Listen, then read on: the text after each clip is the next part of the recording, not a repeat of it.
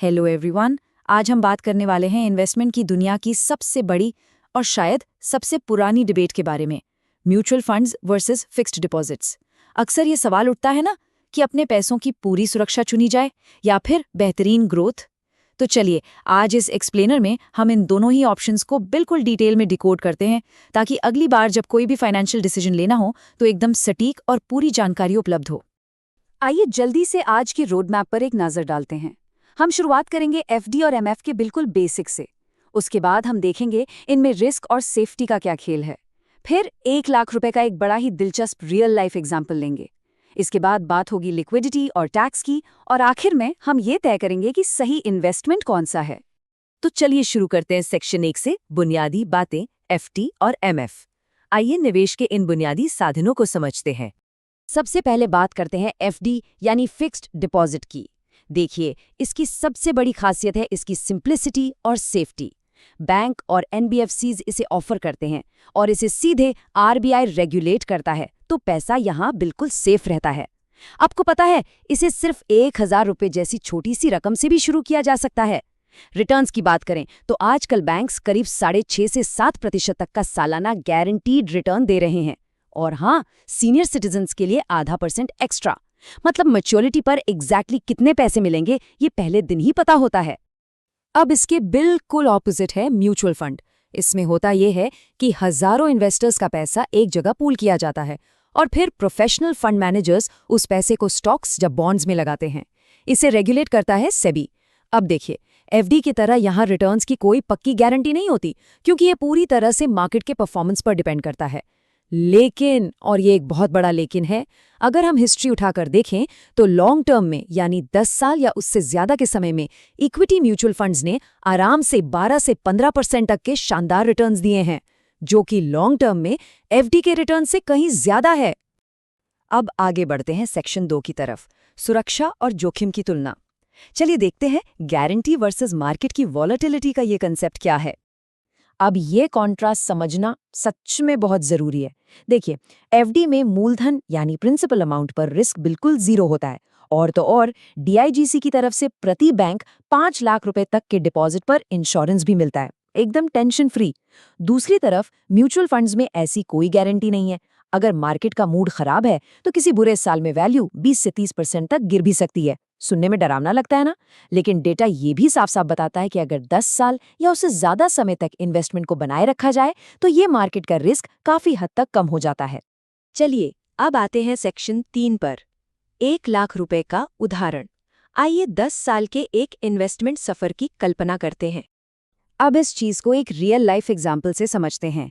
मान लीजिए आज 1 लाख रुपए इन्वेस्ट किए जाते हैं, तो 10 साल बाद क्या सीन होगा। अगर ये पैसा 7% रिटर्न वाली एफडी में डाला जाए तो ये लगभग 2 गुना होकर 1.97 लाख रुपए बन जाएगा। लेकिन असली जादू तो 12% रिटर्न वाले इक्विटी फंड में देखने को मिलता है।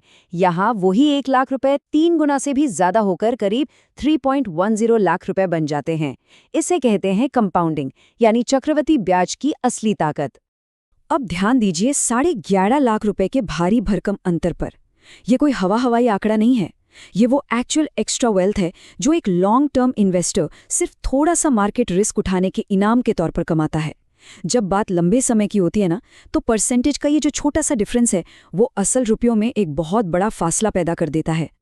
आइए अब रुक करते हैं सेक्शन 4 का, लिक्विडिटी और टैक्स में अंतर। मतलब पैसा निकालना कितना आसान है और सरकार को कितना टैक्स देना पड़ेगा। अब सवाल ये है कि इमरजेंसी में पैसे निकालने हो तो क्या होगा। आमतौर पर लोग सोचते हैं कि एफडी सबसे सुलभ है, लेकिन सच तो ये है कि अगर एफडी को समय से पहले तोड़ा जाए तो आधा से 1% तक की पेनाल्टी लग जाती है और जो ब्याज मिलना था उसका भी नुकसान होता है। इसके उलट थोड़ी हैरानी की बात है, लेकिन लिक्विड और ओपन एंडेड म्यूचुअल फंड्स असल में बहुत फ्लेक्सिबल होते हैं। बिना किसी पेनाल्टी के 1 से 3 वर्किंग डेज के अंदर पैसा निकाला जा सकता है, जो इसे इमरजेंसी के लिए एक बहुत ही बेहतरीन ऑप्शन बनाता है। और अब आते हैं टैक्स पर, एक ऐसा पॉइंट जहां कई लोग बड़ी गलती कर बैठते हैं। देखिए, एफडी से जो भी ब्याज मिलता है वो व्यक्ति के इनकम टैक्स स्लैब के हिसाब से पूरी तरह टैक्सेबल होता है। मतलब अगर कोई 30% वाले टैक्स ब्रैकेट में आता है तो उसे अपनी एफडी के ब्याज पर भी सीधा 30% टैक्स देना होगा। भारी नुकसान। वहीं दूसरी तरफ इक्विटी म्यूचुअल फंड्स में अगर 1 साल से ऊपर का इन्वेस्टमेंट है तो 1 लाख रुपए से ऊपर के मुनाफे पर सिर्फ 10% का long term capital gains tax लगता है। तो टैक्स बचाने की बात हो तो म्यूचुअल फंड्स का पल्ला यहाँ साफ तौर पर भारी नजर आता है। अब हम पहुंच गए हैं अपने आखिरी सेक्शन यानी सेक्शन 5 पर, सही निवेश चुनना, समय सीमा के अनुसार सही टूल का चुनाव। तो इस पूरे डिस्कशन के बाद हमारी स्मार्ट स्ट्रैटेजी क्या होनी चाहिए? बहुत सिंपल है। अगर कोई ऐसा गोल है जो 1 से 3 साल के अंदर पूरा करना है, जहां पैसों का जर्रा भी रिस्क नहीं लिया जा सकता, तो बिना सोचे एफडी का चुनाव किया जाना चाहिए। एकदम परफेक्ट है। लेकिन अगर गोल 5 से 10 साल या उससे भी आगे का है और महंगाई को मात देकर असल में वेल्थ क्रिएट करनी है, तो इक्विटी म्यूचुअल फंड्स में जाना बहुत जरूरी हो जाता है। और सच पूछिए तो सबसे बेस्ट अप्रोच यही है कि इन दोनों का एक शानदार बैलेंस बनाया जाए। शॉर्ट टर्म इमरजेंसी फंड्स के लिए एफडी का इस्तेमाल हो और लॉन्ग टर्म ग्रोथ के लिए म्यूचुअल फंड्स का। अब इस एक्सप्लेनर को खत्म करने से पहले एक बहुत ही गहरा सवाल छोड़कर जाते हैं। क्या सिर्फ आज की शॉर्ट टर्म सिक्योरिटी के चक्कर में कहीं कल की असली वेल्थ बनाने का एक बड़ा मौका तो हाथ से नहीं छूट रहा? देखिए, अल्पावधि की सुरक्षा मन को बहुत शांति देती है, इसमें कोई शक नहीं है। लेकिन भविष्य में तेजी से बढ़ती महंगाई से लड़ने के लिए पैसों की ग्रोथ भी उतनी ही जरूरी है। अब समय आ गया है कि इन्वेस्टमेंट्स को गोल्स की टाइमलाइन के हिसाब से परखा जाए। इस एक्सप्लेनर को देखने और हमारे साथ जुड़ने के लिए बहुत बहुत धन्यवाद।